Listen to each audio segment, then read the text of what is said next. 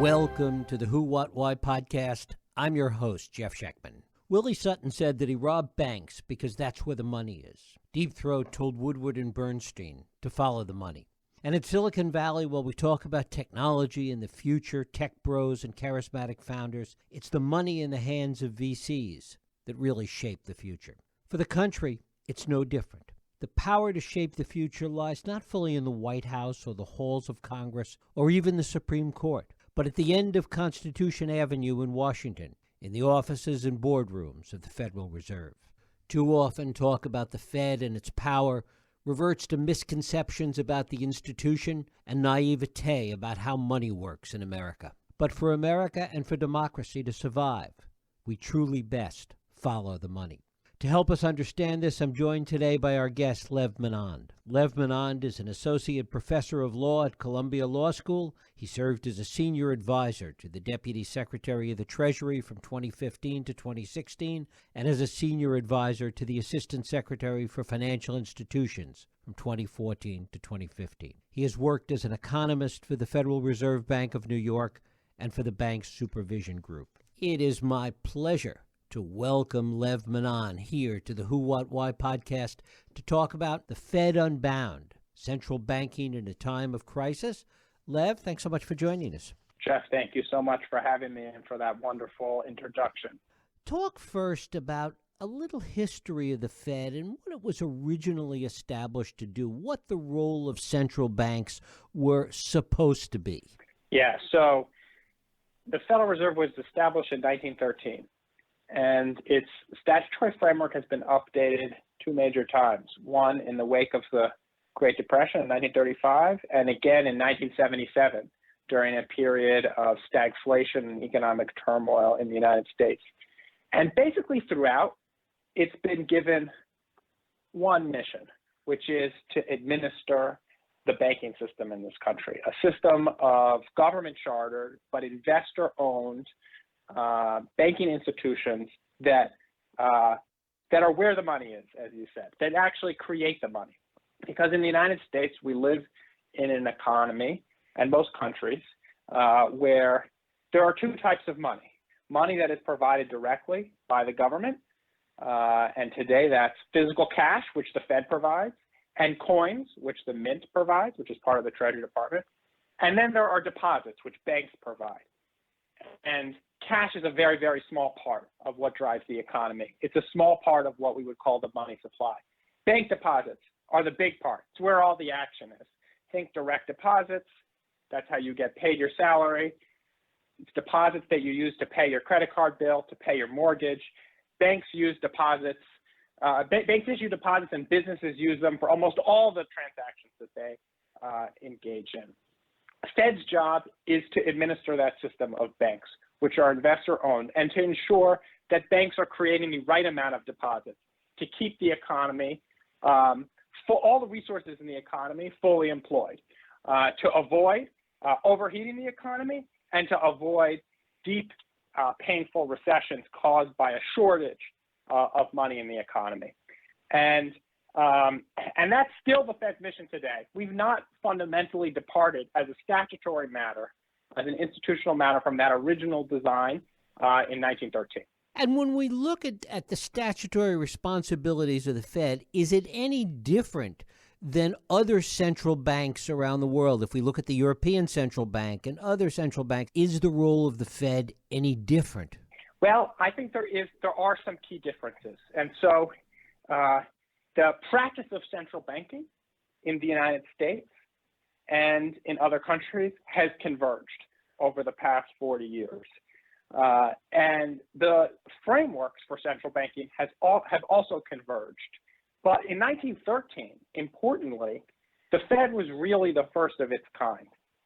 And so a lot of other countries had what would be described as central banks, like England had the Bank of England, and that was established in 1694. Bank of France was established during the Napoleonic period. And so there were what were known as these national banks, just like the United States had the Bank of the United States in the early history of the Republic. But these banks during this time, and they continued to exist in 1913, had a different structure and mission from the Federal Reserve because they were investor-owned banks, just like all the other banks in our economy today. So J.P. Morgan Chase, they were a lot like J.P. Morgan Chase. The Fed was created to be a public board of control, and this was a radical step that President Wilson took. So the Board of Governors are a group of public officials appointed by the president, confirmed by the Senate. That's not how the Bank of England operated. And so the gap was closed after the Fed was invented, this public board of control for the banking system. Other countries shifted in that direction. So Bank of England was nationalized following the Great Depression. And so central banking practices have converged, but the Fed was sort of the first of its kind as a public board of control for a government chartered banking system. And that design, that structural design in the U.S. system is still has certain is distinct in certain ways from the legal design of other systems in other countries. And the degree to which the Fed has played a larger and larger role in impacting the economy by controlling that money supply that you talked about before. What was the tipping point of making that almost de rigueur as it is today? So the Fed's role in our society and our economy, I think, has transformed in the last 15 years. And the 2008 financial crisis is an acute point of shift. And so during the pandemic, there was a financial and economic crisis, and the Fed took all sorts of steps, created $3 trillion of new Fed money that look very different from the way the Fed ever operated prior to 2008, and are inconsistent with the sort of statutory framework that there's an institutional design of the Fed, how the Fed was conceptualized by the legislators who created it in the 20th century. And so the question is, what happened? How come the Fed is getting bigger and bigger in terms of the role that it plays in the economy and the society? And now there are demands for it to do even more. What happened? And the answer, I think, has to do with the breakdown of the banking system and the inadequacy of the rest of our government in its ability to deal with macroeconomic ups and downs, booms and busts in the business cycle. And so the Fed is overcompensating for the rise of what I call shadow banking. It goes by many names, which is basically the creation of money, deposit alternatives by non-banks that don't have the access to the Fed that banks have, and the Fed can't control in the way that it can control banks. And also the inability of the government to tackle problems like inflation or problems like recession without over-reliance on monetary policy. And this is what's led to the Fed ballooning over the past 15 years, and I think creates a lot of, second best would be a good, a nice way of, a glass half full way of putting it, but like, second worst. It's like we could be in a worse situation if the Fed weren't there, but the Fed's alternative isn't that much better, and we need to be thinking about how to improve our economic and monetary infrastructure for the future. And in doing this, did the Fed specifically usurp the powers of other institutions, or did it simply expand its responsibility to fill a void that existed? So initially, the Fed is confronted by 2008 and it has a mission. Its mission is to ensure there's enough money in the economy for all the resources to be employed, for us not to be in a recession, for the economy to grow. And what we had was a monetary contraction in 2008. But that contraction was in money that was created by non-banks, like Lehman Brothers. Lehman Brothers, not a charter bank, it's a shadow bank. And it created a lot of money that was used by businesses and institutional investors. And all that money started to disappear when there was a run on Lehman, and Lehman failed. And the Fed was confronted by this problem. Our job is to ensure there's enough money in the economy. We were given tools, and the expectation was that the money was all going to be created by banks, but now all these shadow banks are creating money. What are we going to do? And so the Fed tried to repurpose its tools and stretch its authorities to deal with the reality of a monetary system in which shadow banks were the major players. And that's why you saw the sort of various bailouts and government support efforts for various parts of the financial sector that was not conceptualized in the framework. That's not supposed to happen. That's not supposed to be necessary. But it became necessary because the activity of banking, so much of it migrated outside of the banking system. That was the beginning of this. And we still have that problem. In 2020, the same thing happened. There was no TARP from Congress, but there was an enormous amount of Fed lending to shadow banks that sort of outside of the contemplation of the scheme. We're not supposed to have a system like that, but it was necessary to carry out the larger mission and prevent a severe depression. The process of doing this, of constantly having the Fed intervening in financial markets generally on this large scale, in this system they can't control in normal times the way they can control the banking system, has created all this pressure on the Fed to do more lending, to lend to businesses directly, to lend to state and local governments, and to tackle other social and political problems that the political branches have failed to address. Because the Fed has sort of gone from being a limited purpose agency that engages in monetary fine-tuning with the banking system and doesn't use its large balance sheet to putting into place this, to taking out this tool, this balance sheet tool, and deploying it.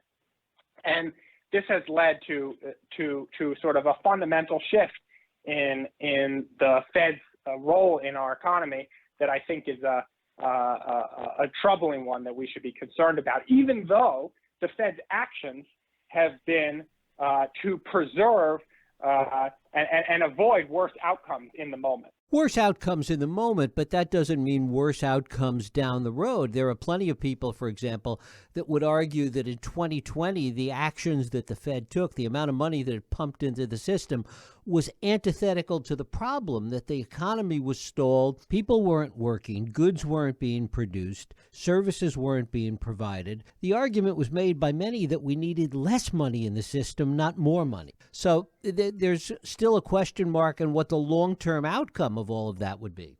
Absolutely. I think that we began a crisis in 2007. It reached an acute phase in 2008. We saw another acute phase in 2020, but we're still fundamentally in that same crisis that began in the summer of 2007. And we don't know whether how this long term is going to end. We see already that the amount of support that the Fed had to provide to the financial system, to the shadow banking system, to the unregulated monetary system in 2020 and 2021 has contributed to a lot of speculation in asset markets and potentially contributed to inflationary pressures in the economy more generally. And now there's the question about whether the Fed can actually reverse inflationary pressures without precipitating another financial crisis, an acute crisis like we saw in 2008. Whether the underlying financial structure is in fact so fragile, and this is what Fed officials aren't really talking about, that they will even be able to do what they're saying they want to do now, which is raise interest rates substantially and tighten financial conditions. Well, right. And to that point, because what the Fed has done is not institutionalized or not set in policy, there is this question of whether or not it can be reversed, because there isn't necessarily the mechanism to do that other than going back to what Volcker did in the 70s. Yeah, and when Volcker did the Volcker shock, which was a rapid hiking of interest rates, of overnight interest rates, which is a tool for the creation of bank money, is trying to tighten the amount of deposits in the system. That was in an environment where banks created most of the money, and the banking system is subject to regulation and structurally is supported by deposit insurance and various other Fed programs. And so the Fed was able to do that, and it triggered a recession. So this is why I think this is not the ideal tool for dealing with inflation. But it was able to address inflation this way without also having a financial crisis. The question is today, in a world of shadow banking, when the Fed has had to provide easy money to support non-bank financial firms that are in fragile condition, whether the Fed could even pull off something like the Volcker shock without also precipitating a financial crisis. Whether such a policy would even work anymore is, I think, an open question. Talk about the broader effects that this Fed policy has had on the economy in general, up and down the scale of the economy, in ways that were never intended or anticipated. Yeah, I think this is a really important point. So, in 2008, the Fed is responding to prevent a monetary contraction like the Great Depression from the collapse of shadow banks like Lehman Brothers. And they're responding again in 2020 for the same purpose. And they achieved that. But the collateral damage in terms of the shape of the rest of the economy is significant. It comes at a real price that isn't appreciated in many debates about what's going on at the Fed. And that price is that asset owners in the economy get a lot wealthier. That the Fed's policy here is operating through the financial sector and through asset prices. It's achieving its goals by doing things that make financial firms much more profitable. So you've seen record profits for financial firms over the last couple of years.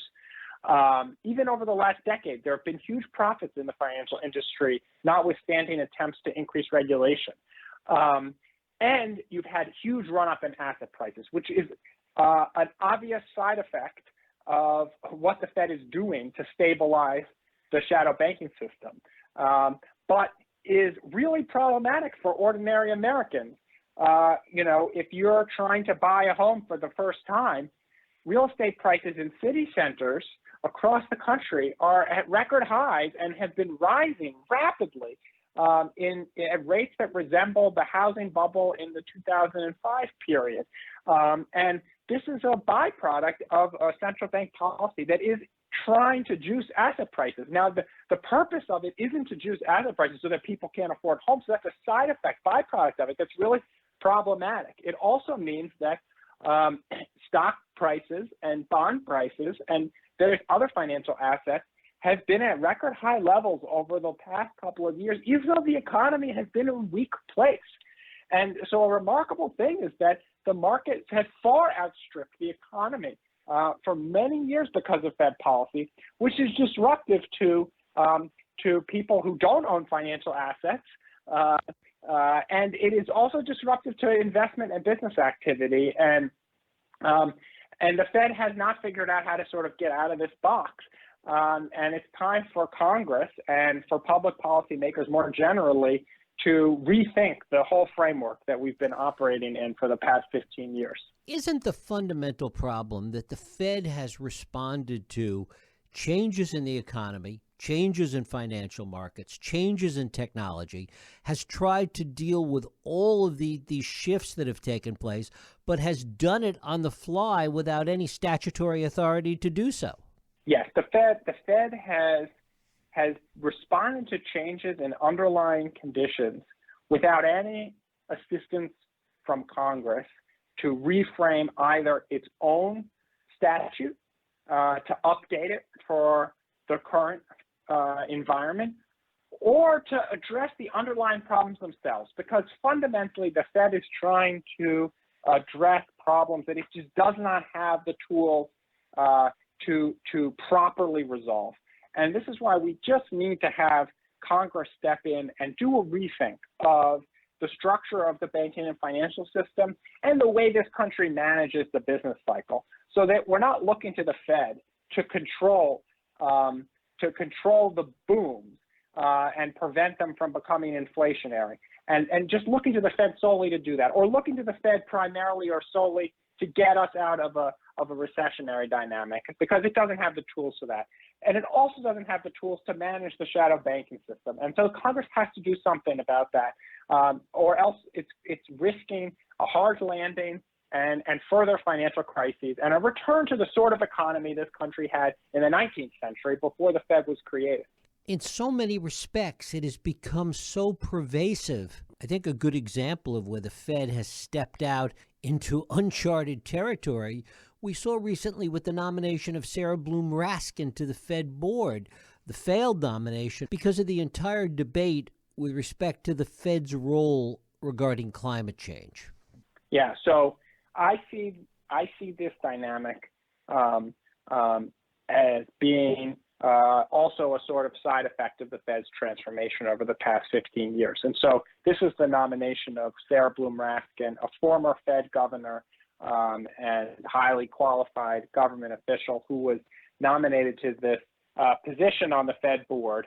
And a big question in the hearings, and a question that has been looming over central bankers, not just in the U.S., but also in Europe for the past couple of years, is what is the Fed's role in addressing, what is the role of the central bank in addressing climate change? And there's some obvious role that has to do with preventing financial crises. You don't want the banking system to experience huge losses, but there are questions, given how the Fed has used its balance sheet over the past 15 years, about whether it shouldn't have additional roles that go beyond that sort of traditional function to actively promote green finance and to shift capital from polluting sectors of the economy to less polluting sectors of the economy. And in Europe,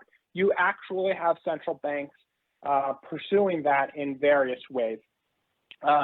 This is not what the Fed was set up to do in the U.S., but because the Fed has transformed over the past 15 years, largely to address the shadow banking problem, we have this question. Now that the Fed is deploying its balance sheet in this way, should it take into account all of these other questions like climate change?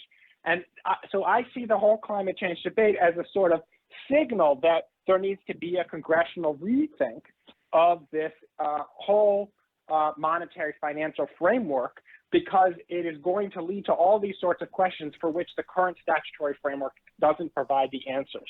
What happens if Congress doesn't address any of this? What are your concerns for the Fed?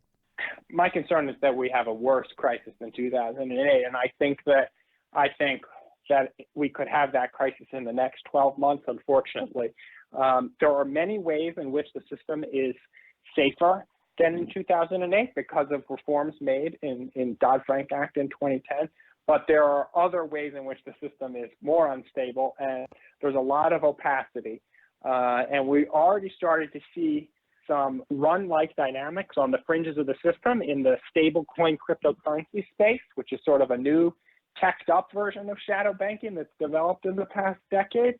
And those runs could lead to more widespread runs in the more well-known parts of the shadow banking system, the Wall Street parts, as the Fed continues to tighten. And so if not this cycle, if we avoid a financial crisis this cycle, I would be worried in the coming cycle that we've achieved is to kick the can down the road, and we're going to have another crisis that the Fed can't control like it was able to control 2020, and that ultimately is worse than 2008. And at that point, I think you do probably get some reforms, but you might have so much political and economic dislocation in the country that you could have even worse outcomes and maybe not the right reforms. And so it's really a question of like preserving our democracy for the long term. We need to have economic and monetary stability. And if Congress doesn't give it to us now, it's risking the sort of instability that could wreck the whole project of the United States. Part of what's happening, we talked earlier about the changes to the financial system and technology, and you mentioned crypto, is that events are moving faster even than when the Fed was trying to handle these things back in 2008, 2009. It's true. There is a sense that things are moving faster now. The shadow banking system that hit the rocks in 2008 was at least 20 years in the making, and in some deeper sense, 50 to 60 years in the making. In just 5 or 6 years, we've had the emergence of stable coins of pretty significant size. They weren't able to grow large enough or significant enough, I think, to create a 2008 crisis type situation on their own before they've already sort of hit the skids now. But it does, that whole dynamic does suggest that that we don't have time on our side.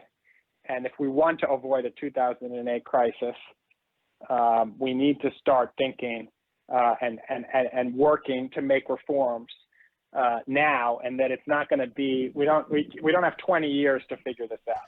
Isn't the problem worse worse than 2008, but even worse than the Volcker period, when we look at the amount of money that the Fed has printed into the system, when we look at the $31 trillion of deficit out there, and the degree to which that limits the Fed's ability to do a Volcker, to do a shock.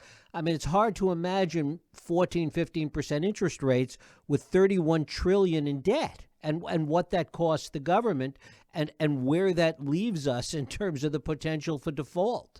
So I tend to be less concerned about the government's ability to continue financing itself, among other things, because when economic downturn comes around, private market investors tend to flood into government securities. And so there will be huge demand for treasuries if, in fact, the Fed brings inflation down, even in a hard landing, and creates a recession, because that's the safest place to turn in a difficult economic climate. And so, in some ways, the U.S. government is nicely hedged, where it is a safe harbor in the storm, and so is in an estimable position in its ability to continue servicing its debt during a period of economic instability. But I am worried about the financial system's ability to continue functioning with 15% interest rates. And I think that's the more proximate problem, because, the financial system is foundational for the way our whole economy is organized. And when the financial system stops functioning properly, even if the government is able to continue to operate, the business climate breaks down, and this causes huge increases in unemployment. And that is the story of the Great Depression. And we really don't want to repeat that experience in the 21st century. To your initial point, though, which assumes the hedged nature of the government to play both sides of the transaction, that assumes a certain degree of global stability, which is an open question at the moment as well, particularly with respect to China. So every country that deficit finances and depends on investors to finance their deficit has to consider international dynamics, except the United States traditionally in recent decades, because the dollar has served as a global reserve currency. There's huge demand for treasuries, and nobody wants to be in anybody else's debt quite as badly as they want to be in treasury debt. If that changes in the coming decade, if the global reserve currency and international financial system shifts away from the dollar, that could be very destabilizing for the U.S. and add a whole additional layer to our current monetary and financial difficulties. I tend to be pretty optimistic that in the sort of great power competition between the U.S. and China, at least economically, which is the part of the competition that I think about, the U.S. dollar is a much more appealing and established currency and financial system for global trade and other countries to use than the Chinese yuan. And I don't see that changing in the near term, but it's always something to keep an eye on. Obviously, the British thought that the sterling would stay at the center of the world for economy forever at one point, only to find eventually that the dollar displaced them.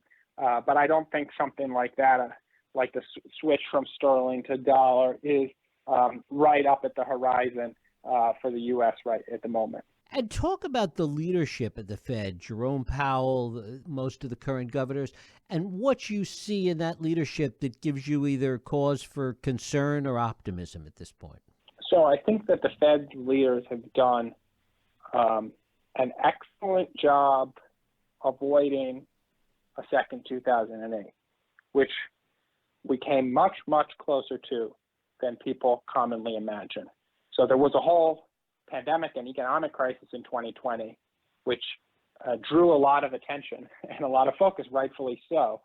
But there was also a big financial crisis, and the Fed's leaders fought that crisis very effectively in that acute moment, and they deserve a lot of credit for that.